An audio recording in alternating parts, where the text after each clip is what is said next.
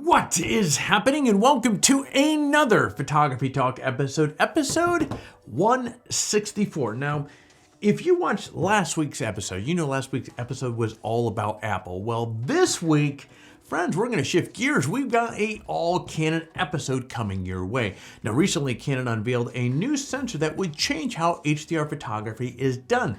Now, will it find its way into consumer cameras? Well, we're going to chat about that here in a moment. Now, Canon has recently filed tons of interesting patents, including one adding haptic feedback to the shutter button itself. Now, there are also several patents for potential lenses ranging from ultra-wide zooms to ultra-fast telephotos. Now, I'm going to give you guys the lowdown of all the most recent Canon rumors here in just a moment. But first, look, every single week, you know where I'm leading with this. We put these videos together in small little bite-sized little news nuggets to keep you informed and up to speed as far as what is happening in the industry. Now, of course, friends, we do this for your benefit. And of course, if you find some value with this, sure would appreciate you crushing the heck out of that like button down below, because it really does help with the whole YouTube algorithm. That said, my friends, let's get on to this week's headlines.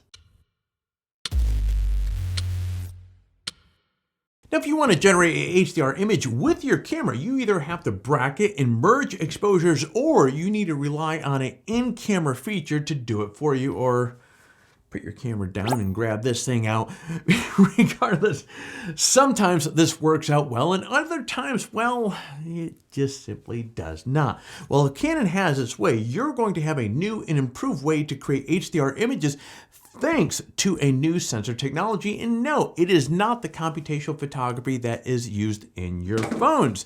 Basically, Canon's new sensor is divided into 736 sections, and each section can be adjusted to the proper exposure time based on the brightness level it detects. That means that sensors can create HDR images in camera and in real time in a single exposure.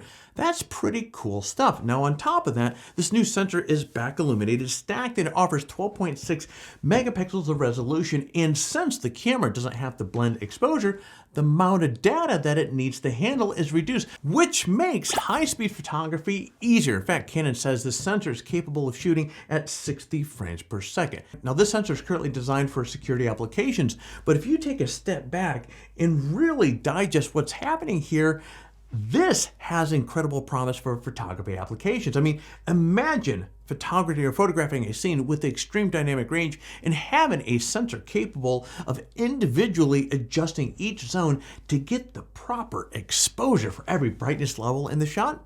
That would be pretty darn cool. Now, I wouldn't be surprised if Canon continues developing this technology to include it in its consumer and professional cameras in the oncoming years. But of course, we're going to have to see what happens. And as always, as more stories on this emerge, we're going to keep you guys informed. So stay tuned. Now, haptic feedback isn't anything new, and our smartphones, well, heck, they've been using it for a little while, but for some reason, the camera industry has been resistant to including in new cameras. Well, that might be changing now. A Canon patent was recently uncovered that shows the use of haptic feedback in the shutter button. Now, as the patent explains, the point of having haptic feel in the shutter button is to signal that the camera has fired that oh so important shot. Now, this could be especially helpful when you think about it to sports and wildlife photographers, where the electronic shutter is needed to minimize that audible noise. And if you used electronic shutter before, well, you know that sometimes it can be difficult to know if the shot has gone off or not. Now, the haptic system is going to solve that problem. Now, obviously, many cameras offer other ways to let you know that the image has been captured, like a preview on the back of the LCD or the flashing box in the viewfinder. So, from that point of view, rather, the haptic feedback might seem a little bit unnecessary. However, this kind of system can become a new standard that provides better utility for photographers. Now, as I always say, though, a patent, it doesn't mean that something will ever make it to market, but it does show that Canon is continuing to explore new ways to make photography easier and more functional, and heck, who wouldn't be okay with that? Now, every few weeks, we seem to be talking about a new Canon lens patent or a new rumor about potential lenses that are coming to the market. So here's the latest on the batch of possible Canon lenses. First, recent patent shows that Canon might be working on a telephoto lens with a 1.8 aperture, specifically at the 150mm focal length. Now, the problem is that the RF lineup already has an RF 135 1.8 LIS USM. So honestly, I'm not sure that the 150 is enough of a difference, enough of a gap from the existing lens to warrant production. However, Canon may surprise us and surprise everyone by unleashing the Kraken, a 200mm 1.8 lens. And this is not mentioned in the patent, so I want to be very clear about that. I'm just kind of thinking out loud, and perhaps if Canon goes really big with this, a 200mm is definitely different enough, and there's a large enough gap between the 135 to where that is there. This could be a popular option for sports and wildlife photographers.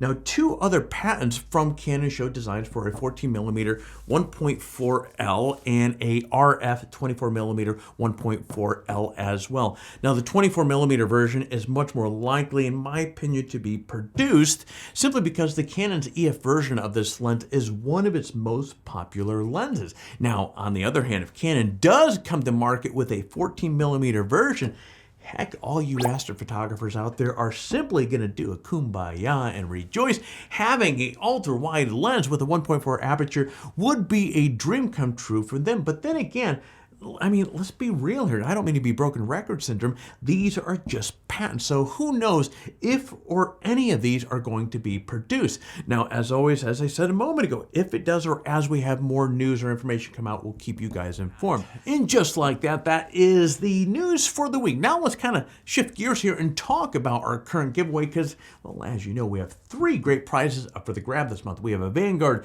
VEO adapter camera bag. We have a photo block from Sal Digital, and of course, the $100 Amazon gift card. And as always, entering the giveaway is really simple. Step 1, friend, you gotta like this video and you need to subscribe to the channel. Step 2, leave a comment below. In fact, the more of our videos that you watch and leave a comment on, the more chances that you have to win. So, man, get watching some more of the videos and leave some comments. Step 3, register on Photography Talk and introduce yourself in the forum. Now, if you happen to register on the site during one of the last giveaways, you're still eligible to win, but friend, as I keep saying over and over again, swinging by, say hello, we would love to see you. And that is it. For complete details on the giveaway, including how to register on Photography Talk or how to say hello in the forum, check out the description below.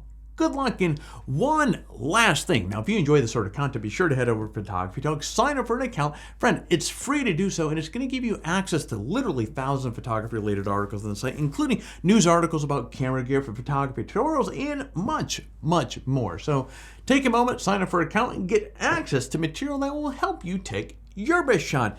And friends, boy, that is officially it here for today's video. Man, my glasses are getting dirty here.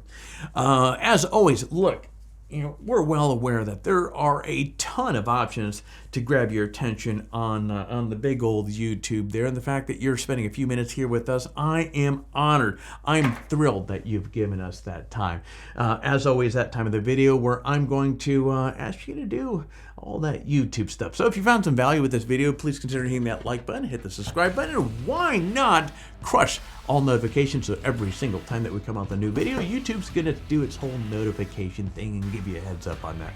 But friends, that is all I have. So I'm gonna be shutting off these cameras, getting out of my studio. So you get out there, stay healthy, and take your best shot.